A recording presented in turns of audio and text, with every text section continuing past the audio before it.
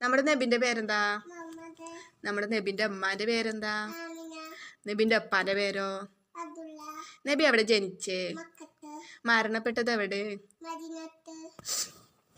പിന്നെ നമ്മള് കടക്കുമ്പോ എന്താ ചെല്ലുക?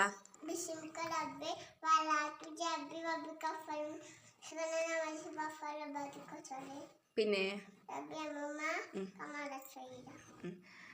ഉറങ്ങി നീച്ചാൽ എന്താ ചെല്ലുക രാവിലെ?